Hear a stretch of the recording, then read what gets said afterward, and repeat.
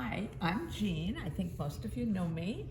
And I want to talk with you today about how I pick fabric.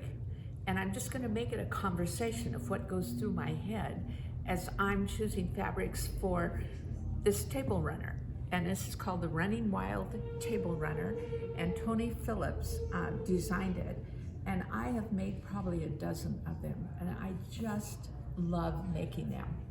A lot of times, what gets me started is I will have a theme print, or I will find myself kind of collecting prints that are all similar in color, and then I want to do something with them. So we'll start today with a print. I went over and looked for something that had a lot of opportunities, I would call it, because there's so many different colors in here, as well as patterns. But I wasn't thinking pattern as much as, there's orange, there's, this kind of turquoisey color, the blue, and then there's the deep teal, and magenta is what grabbed me first.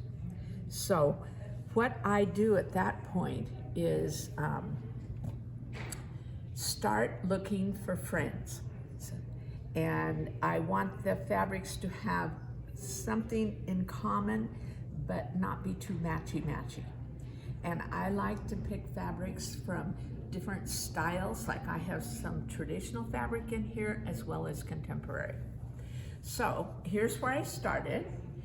And I also didn't even realize till I got over looking at some other fabrics that this color was in here. And what a fun surprise. This just kind of funky gold color. So, and I also liked it because it was a stripe. It wasn't a print. Then I thought, well, I need a good blue. And so I picked that one. It does have a touch of green in it. You don't notice the green in this, but there is little bits of green. And on a runner, you would see that up close because you're cutting those squares. Then this print I thought was just kind of made for each other because it's similar colors. The orange isn't as bright as this orange, but I think that's okay. I like to not get too matchy-matchy and to also push colors, lighter, darker, duller, brighter. So then I thought, well, I found another blue and it was geometric, so I added that. And then at that point, I felt like I was getting away from my magenta. So I put a magenta in, and these aren't going to be next to each other necessarily in the piece, but some of them might be. This I loved for a couple reasons. It's more of a traditional design. I mean, it is a printed pattern, but it'll look okay chopped up. And it has that funky kind of goldish yellow, and it's a duller magenta and the duller purples, but you see some of that in here. And that just, it said to me, okay, now I could throw in some cream. And I found an orange, and this is a softer orange compared to what I have here, but there is a softer orange in there. And then, if you're just looking at this, think, oh, I really need another really pretty print. Well, this is one of the Aboriginal prints. And, when I make the runner, I won't put the two of those next to each other, but they're friendly enough that they will help to move the eye around looking for that color when you're putting your composition together. Now, in the table runner pattern, there is a common, usually neutral-like color where you put these circles on top of them and they're colored. And so I start thinking about, well, what am I going to use for my neutral, Should I make it a white? And I'm kind of auditioning at this stage. So I picked this one, which I think is kind of funky. And it's got a little metallic, but that doesn't bother me. It's an ombre, like there's more dots here than there are at this end. But I think this could be kind of interesting. But if it looks too, far out, I went and picked a cream, but you can see what happens with the white and the cream. I feel like the white is cleaner, that this is, we've got cream here, but I almost like the white better. So the jury's still out, but we'll think on that. Then I did find this one too, which wasn't quite as cream. And I kind of like this little bit of pattern in it. So that possibly may be it. So we'll wait and see. Then there's a really deep bluish teal, and grunge is one of my favorite fabrics because it just seems to bridge a gap when you're trying to put things together. There's enough subtle pattern in kind of a contemporary way, but it works good in all different styles of quilts. So there's some grunge. And then I saw this magenta, and it's got a dot of orange, which goes back to that print too. So, and I wanted an orange, and this kind of looks like a siren right now. But when I look at this fabric, the orange in here is a siren. And I think what this points out to you is that don't get too fussy, but take your clues from something you're really liking. And there's some lavender, so I found a lavender. This is a traditional fabric, but I like mixing, traditional with contemporary. And then I found another print that's a floral print, different style. It's more airy, where the other one is more packed. And there's also black in there. And I realized I hadn't picked a black, so I went and grabbed a couple. So this reads, really more black than this one does. See how this, because of the white, it's a little more playful, a little bit lighter. In terms of going with the other fabrics, you audition it. You say, well, who do I think I like better? So Trish, which one do you like better? I like the first one. A little more activity? Yeah. Okay, so that's one way to decide. You ask your photographer, videographer. Now, as I walked around, I saw this that had really dull tones in it. And sometimes something on the dull side will work, but I'm not sure this does. It feels like it kind of takes away from the playful feeling that I have going here. So I don't think it's gonna make the cut.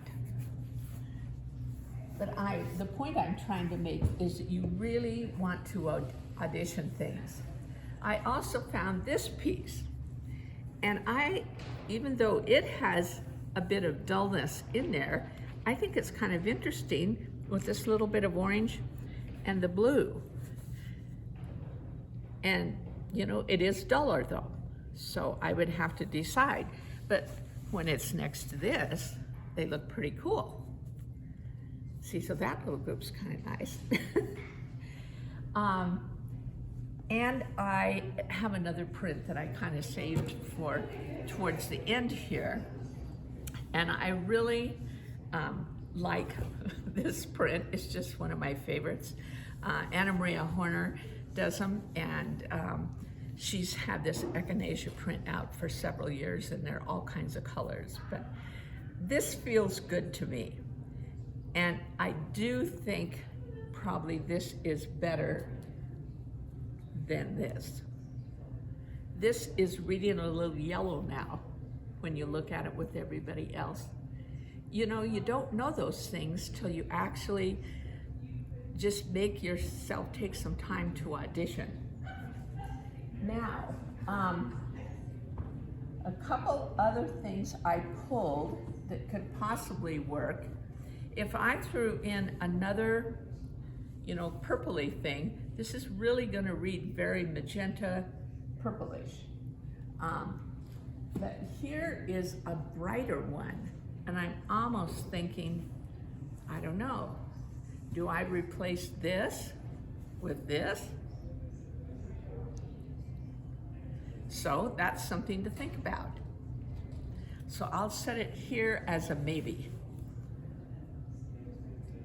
I kind of like the patterning in that too though, so there you go. Now, just to talk a little bit more about possibilities, I pulled 2 other theme fabrics, but these are a little bit different, just to talk about how you would work. And this particular fabric has these little sketches. They're kind of like vignettes, and you would have to fussy cut with these. And I would probably, if I use this print, put more of these in than you normally would. Probably if it calls for 14 fabrics, I would make 2 of them this, so that I would see more of it. But again, there's all kinds of clues in here of what you could do. And I also pulled the giraffe print that Tula did, and she does lots, okay, there we go, of fussy cutting. And so there's certainly all kinds of places in here, and you wouldn't just have to have giraffe heads. You know, this would be a place where you could fussy cut too. And I'm guessing that you probably at home have bought things from time to time that might be more this style, or something that you never did get around to doing anything with. And these table runners are a great place to pull from your stash, go to the store, look for some new, fresh things. And when you're picking for the table runner, one of the things that you have to think about is this little end border. And I usually pick something that is more on the geometric side. And I didn't pick anything today because I got kind of caught up in the time frame. But you know, one of these kind of lighter pieces might work. You know, maybe something like this would look good on the end. You know, that might work really nice. So you never know what you might have that could work, you know, in something like this. And I brought a runner that I made for myself at home, just out of hand-dyed fabrics that I had. I had a pile of blue and green. So you never know what might work for this runner. So thank you for listening, and I hope this helped you a little bit in your choosing of fabrics.